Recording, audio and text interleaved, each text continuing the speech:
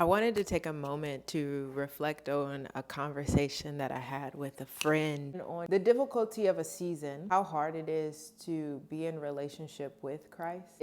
It's hard with Christ and it's hard without Christ. From my own experience, I'd rather be with God than without him. Reading this book called The Night is Normal by Alicia Britt Cole, and I'm reading it with one of my friends in this season who is also walking through something difficult, and where I thought this would be something that was for her. This book is smacking me in the face. There is this illusion of how we perceive our faith to be or how we perceive life to be with Christ, that when it doesn't look like what we think it's supposed to look like, there's a lot of grief. The Lord shows her this model that Elijah went through, where he rested and ate and rested and ate and went on a journey, rested again, and then that's when the Lord was able to speak with him. When we are going through seasons of discomfort, we try to isolate or we try to figure it out and rush ahead, and I'm going to do all of these tasks. But really, in a season of grieving an ideal or the current reality doesn't look like what we thought, the best thing we can do is rest and fuel ourselves. Like, this is not the time to do a 40-day fast.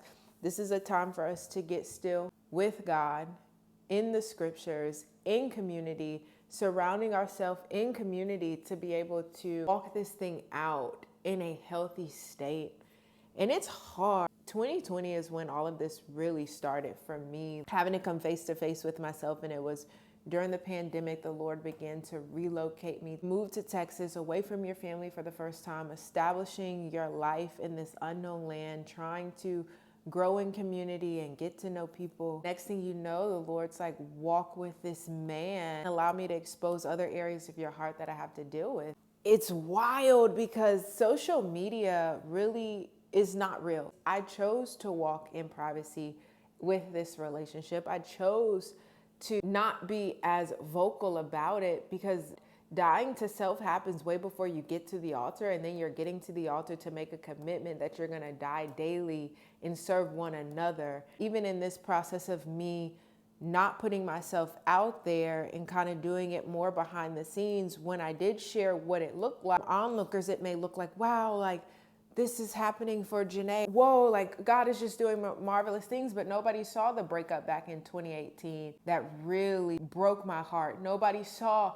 the crying and the wrestling with God and wanting to know the more of who he is and trying to learn who I am. Nobody saw having to lay down the career that I thought God had for me in the midst of navigating through senior year of college. Like, nobody saw having to go to Charlotte for 4 months, fresh out of a breakup, and just forcing yourself not to isolate, but not really knowing who God was yet. But that was the season you were going to come face to face with God in self, and to know that it's been this 5-year journey. It's taken me 5 years to get to the place where this promise came. But this promise came in the midst of disillusionment. This promise came in the midst of sorrow, in the midst of a reckoning, in the midst of being separated from my family and in a foreign land and having to walk beside this man that I don't know, but I believe this is who God has called me to be in relationship with. And you only get to see the highlight.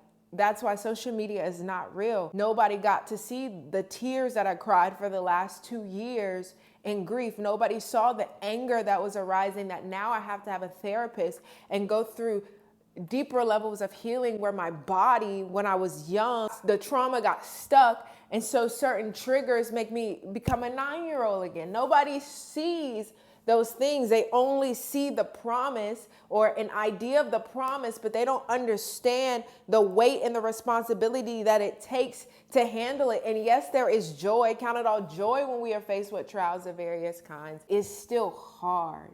And walking with Christ is not easy. It's not all about breakthrough and blessings and abundance and prosperity. That's a part. But we have to go through a continuous refinement, because God is coming back for a bride that is spotless and blameless. And I have to be more refined as gold. You have to be more refined as gold. What a season. But we're here. Nobody saw my job coming to an end and having to walk out preparing for a marriage, finishing up assignments, not knowing how health insurance was going to come about, not knowing how the next paycheck was going to come about. And I still don't know.